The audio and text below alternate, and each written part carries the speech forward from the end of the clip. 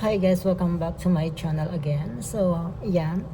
So, ngayon nga is kaklaruhin ko lang pig-vlog ko si Kasyola na nasasabi ko sa video na Kasyalo. So, by the way pala guys, so magkaiba pala silang app. Kasi nga, when I making this video or my experience with Kasyola, so nung pumunta ako sa Play Stores is may lumabas na Kasyola, magkaiba pala sila. So by the way guys, kaya siguro pinapalitan ni Kasyola, parang magiging Kashipay na po siya. Okay? So magkaiba po sila. So ayan, ito po si Kasyola, ito naman po si Kasyalo. So by the way guys, so picture ko po to si Kasyalo now. So papakita ko po sa inyo yung experience ko sa kanya. So ayan, medyo grabe yung information na hiningi ni Kasyalo. Pero hindi naman ganun siya kahigpit, pero yung niya dito is, yung nakapag-fill up na nga ako is, sabi daw dito is ito, cash loan up to 13,000 pesos. Pero nung in-accept ko po yan guys, nung in-apply ko po yan, so nakapag-fill up na nga ako, isang valid ID ko. And then by the way guys, driver license po yung ginamit ko. At hindi po dito kailangan nung Gmail lang kailangan mo, hindi mo kailangan ng contact references dito, yung mga contact, hindi siya humingi. And ayan, kung nang in-accept ko nga siya, kasi tapos ko na nga ako mag-follow up. So medyo kuripot to si Kasyalo. Ano to? Ulitin ko nga. Si Kasyalo, medyo kuripot po siya kaysa kay Kashipay or Kasyola. Kay Kasyola. So nakakalito no guys. So magkapares po sila and pronounce yung nila. So nagkaiba lang yung letter nila sa ano ba ito? Basta yan, basta nakita nyo na lang. Nakakalito silang dalawa, nakakaloka. Kaya dapat magpalit si Kasyola ng Kashipay. So anyway, so dito na tayo kay Kasyalo. So ayan. So na-fill up ko na no. So nag-selfie. So ayan. So umingi ng details complete details sa personal information mo. And then Gmail, isang valid ID, and then for fill up ka lang dyan ng bongga, address mo, yun, ganon. And then yun na nga, so nag-apply tayo, so ito, medyo mabilis lang siyang fill upan, so masusundan nyo agad, kasi puro lang naman yung tanong sa inyo, so ayan, based on your information, pero mako-compare ko dito sa dalawa, so medyo kuripot po ito si Kasyalo, medyo kuripot po siya, so ayan, so when I accept this accept loan.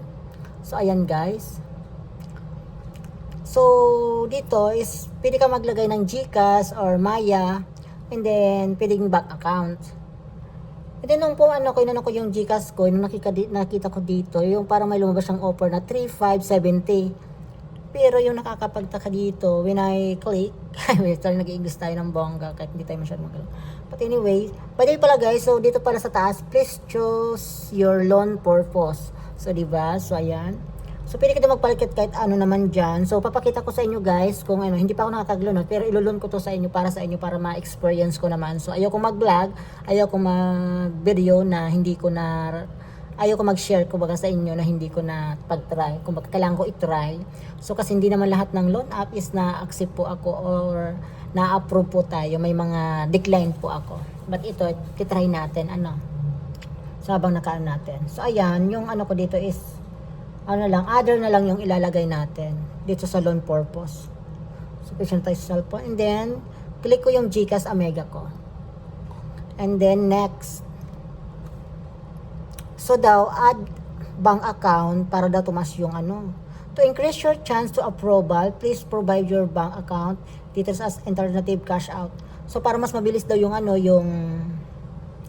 yung chance mo na ma-approve ka sa kanya Kasyalo, mas better daw na mag-ka ng Pero naintindihan nyo naman yan, Diyos ko, napaka-basic naman itong Kasi hindi tayo di ba? But anyway, so ayun na nga, inano ko yung GCash. So i-continue ko na lang, hindi ako mag-add ng bank account, okay? So ayan. So dito guys, nakita nyo is 1,000 lang naman pala yung offer niya sa akin. Kaloka naman to si Kasyalo. Ang dami-dami yung hiningin permission sa akin. Mas malala pa kay kahit kay Kasyola. 1,000 lang. But anyway, 14 days po siya guys. Ayan. So ayan, loan amount. So ayan, select the terms, view details. So natin yung 14 days. Click natin. So ayan, makikita natin dito. Total amount due is Bali guys, yung maano, yung ibabalik mo sa kanya sa April 1, yung due date niya is 1,094.61 centavos. So ayan, meron siyang porsyento na 94 pesos and 61 centavos. But anyway, so marami pang chichiburichi dito, basahin nyo na lang. Hindi ako masyadong nagpaparagaganyan. So ayan. Scratch. So ayan guys, so click ko itong ano dito, itong parang I na may bilog. So ayan, at information ito. So ito, yung ibalik pala yung interest niya ay 0.2. Taray, nag-ano na nagiging parang improve yung natin pag vlog natin ngayon. Yung i-explain pa natin yung mga ganitong kaitsusan. But anyway, important na to, pero ako hindi ko to tinitingnan eh. Hindi ko masyadong itong pinagpapansin. Oh, yung interest niya is 0.2% per day. So bali is 28.64 pesos siya. Ayan o, 28.64 centavos siya mga mega ko, yung porsyento niya. And then yung service fee niya is 42.97.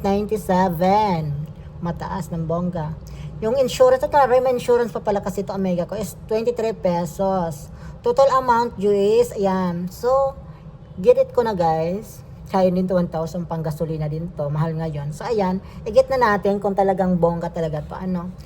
Parang ma-receive ko talaga dito is 1,000. Wala siyang nakalagay ko magkano ma-receive ko. But anyway, got it. Apply. Apply ko na guys. So ayan, apply natin. Tingnan natin. Kung talagang 1,000 yung ating anek ma-receive. So ayan.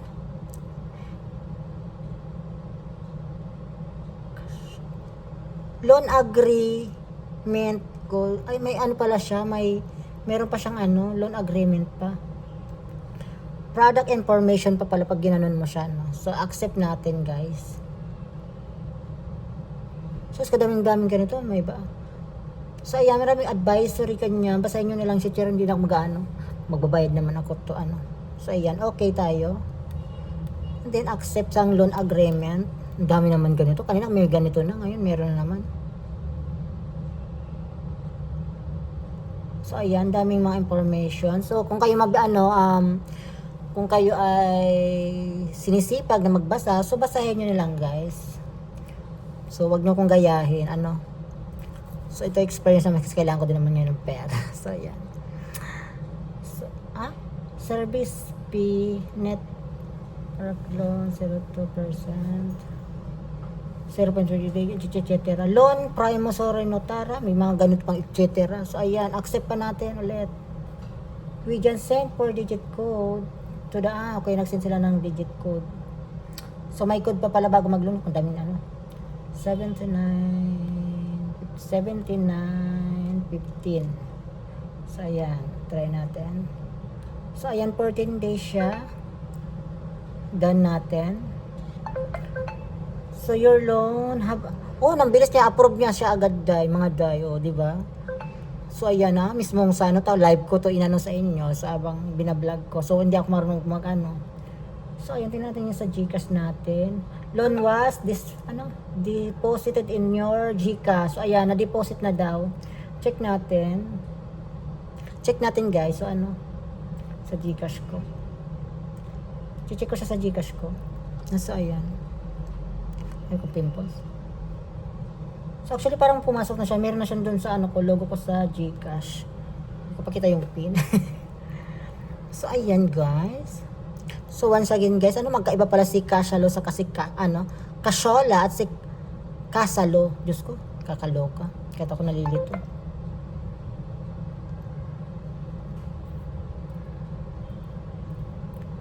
Daming cheat naman.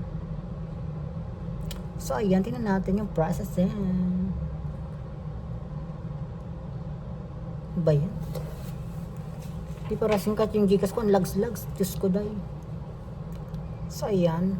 So, pinahirapan tayo ni Kashalo. Status of transaction. So, ayan na nga guys. Ay, tara, Union Bank yung yung nag-send sa akin, Ayan, Taray. Union Bank yung nag-transfer sa aking account. So ayan na nga, pumasok na nga siya mga Amega ko. Wala ako kaninang balance, 24 pesos lang. So ayan na, pumasok na siya. 1,024 pesos na yung laman Gcash ko. So ayan. So yun lang guys, hope nakaano to sa inyo. So don't forget to like and subscribe to my YouTube channel. Bye-bye! See you on my next loan app na isi-share ko sa inyo mga Amega ko. Bye-bye!